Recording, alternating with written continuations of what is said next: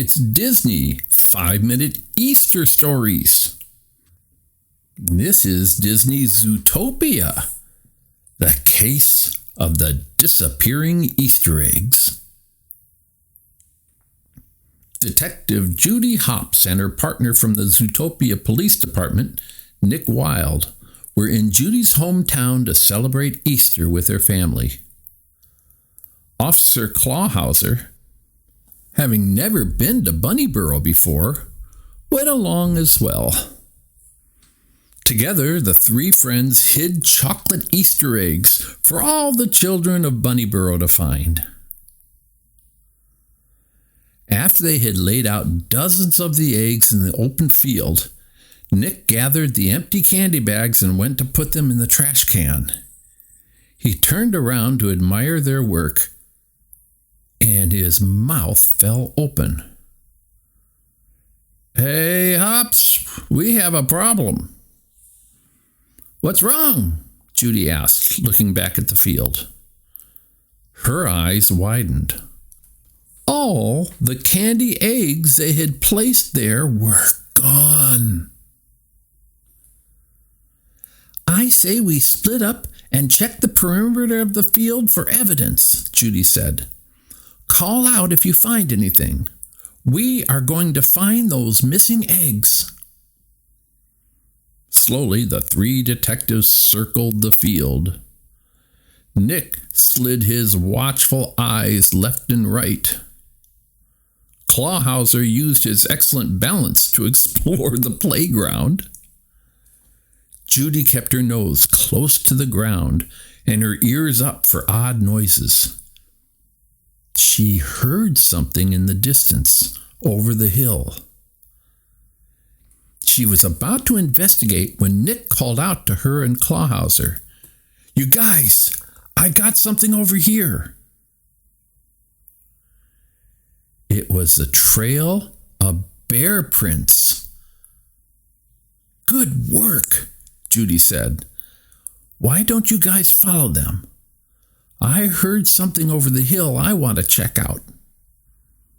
So Clawhauser and Nick followed the trail into the woods. Soon they found themselves at the door of a cozy cottage. Nick stepped forward and knocked on the door. "ZPD, we'd like to ask you a few questions." A family of bears answered the door. "Can I help you?" the father bear asked. "You took our chocolate, didn't you?" Clawhauser accused, spotting a brown smudge on the boy bear's sweater. The father bear looked at Clawhauser, astonished. "This is just brown paint. We were painting this morning." Nick took a sniff for good measure. He could tell the stain wasn't chocolate. "Plus, we wouldn't have done that," the little girl bear said. "Me and my brother are allergic to chocolate." "Thank you," Nick told them. "You've been very helpful." Meanwhile, Judy arrived at the top of the hill and found a brand new basketball court on the other side. Several giraffes in green and blue were finishing up a game and preparing to leave. Judy introduced herself, showing one of the giraffes her ZPD badge. She was hoping the giraffe could answer a few questions about the investigation. "Did you happen to notice chocolate eggs at the field over there?" Judy asked. "Oh, yes," the giraffe said. "Did you happen to see the chocolate disappear?" Judy continued. "I did, actually," the giraffe answered. "All of the eggs just suddenly sank into the ground." Judy was confused. How could that be? "I'm not sure, but I can see from here that none of the eggs you hid in the trees disappeared," the giraffe replied, directing Judy's attention back to the field. Judy stood on her toes to look. Sure enough, she could see some eggs on low tree branches. So it was only the field that was affected, Judy said, turning this over in her mind. I should go check in with my partners. Thanks so much for your help. Judy found Nick and Clawhauser in the middle of the field. They updated each other on what they'd found out. And then, suddenly, there was a faint knocking noise. Wait a minute, Judy said. Did you hear that? A spray of dirt flew up from the ground nearby.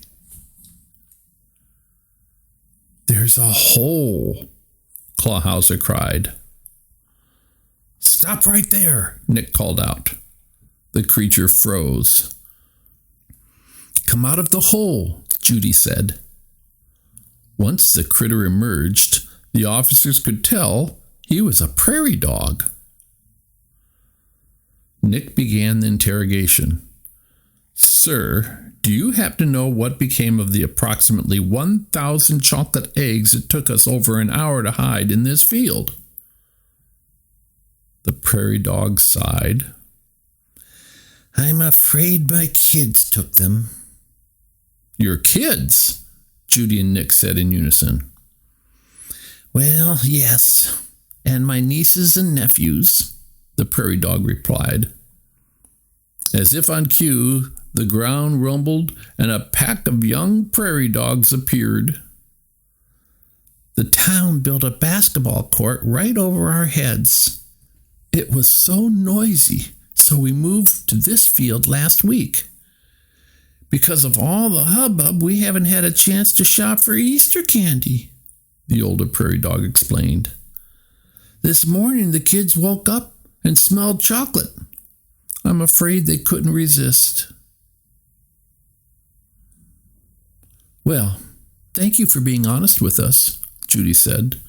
But listen, kids, you can't steal from other animals.